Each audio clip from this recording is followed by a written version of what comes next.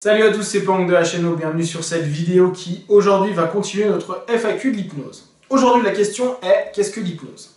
Vous verrez qu'il existe différents types de définitions, voici celle que je vous propose. L'hypnose est une discipline qui utilise la transe, c'est-à-dire une connexion entre votre conscient et votre subconscient, pour ouvrir un état d'hypersuggestibilité afin de permettre une modification des perceptions du passé ou actuel, et d'ouvrir un champ de possibilités possibles nouveaux. En réalité, l'hypnose est quelque chose de très naturel. C'est quelque chose que vous vivez au quotidien. Seulement, vous n'avez jamais donné à ces moments du quotidien qui sont des transes ce nom-là. Quand par exemple vous avez les yeux dans le vague et que vous êtes en train de penser à complètement autre chose et que quelqu'un vient vous parler et que c'est à peine si vous l'entendez, ou que vous êtes en conversation avec quelqu'un et que vous partez sur une pensée et que vous n'avez pas entendu la fin de sa phrase. Ce sont des transes. C'est des états hypnotiques que vous vivez naturellement au quotidien.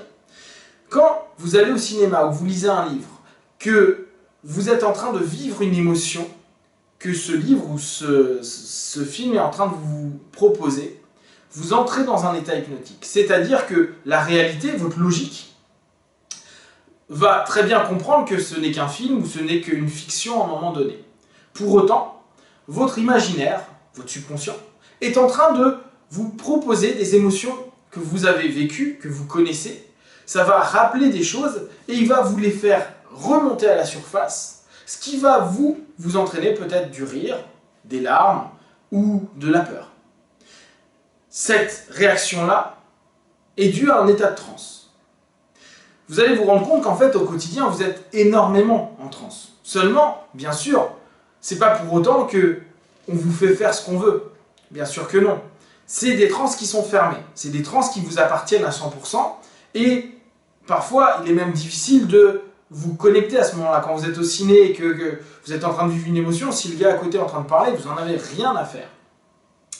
Ce qui est intéressant, c'est que l'hypnose a pour but d'avoir un praticien ou un pratiquant, si c'est de l'hypnose de zen, qui va devenir votre collaborateur, qui va devenir votre partenaire pendant la session d'hypnose. Et dans ce cas-là, la transe que vous avez au quotidien, on va la réorienter, on va déjà la recréer puis la réorienter dans un objectif, en fonction si c'est pour de l'hypnose de scène ou en fonction pour de la thérapie, soit développer au maximum votre imaginaire dans le jeu, dans le ludique, pour que vous puissiez vous lâcher et vous amuser sur scène, ou pour la thérapie, pour vous aider, vous orienter à aller vers les blocages, les freins, les résistances, les malaises, les mal-être, et commencer à modifier ces perceptions, ces sensations, ces connexions que vous avez avec,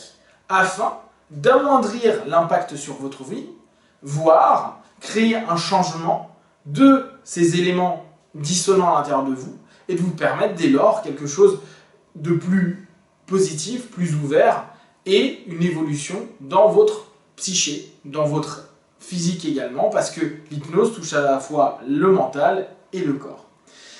C'est donc une discipline qui a plein de facettes et qui peut répondre à énormément de problématiques, qu'elles soient physiques, qu'elles soient émotionnelles, que ce soit des blocages, que ce soit également dans le principe de coaching, c'est-à-dire vers des objectifs où vous vous sentez peut-être parfois pas prêt, pas apte, parce que au bout du compte, la capacité d'hypersuggestibilité, la capacité d'accepter des suggestions qui modifieront des perceptions, des croyances, voire des choses qui sont encore plus profondes qu'on va appeler des valeurs, vont vous permettre de passer une nouvelle étape en intégrant, transformant et changeant les différentes choses qui, en vous, pouvaient, à un moment ou à un autre, vous bloquer. Tout le monde peut faire de l'hypnose, tout le monde peut vivre des sessions d'hypnose, tout le monde va le vivre à sa manière. Il n'y a pas une manière juste. Et quand vous allez voir un thérapeute, il ne faut pas vous attendre à faire de l'hypnose comme sur scène, parce que sur scène, on va utiliser au maximum votre subconscient dans l'aspect ludique, du lâcher prise et de faire un peu n'importe quoi, mais de manière amusante.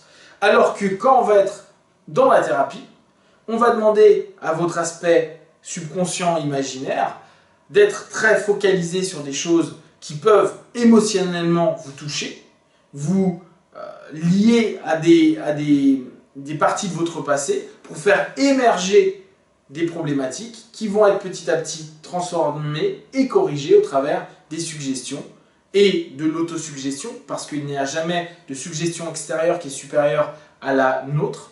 Donc, vous allez petit à petit, vous-même, vous rendre compte qu'une session d'hypnose est pour beaucoup une session d'auto-hypnose orientée par l'extérieur.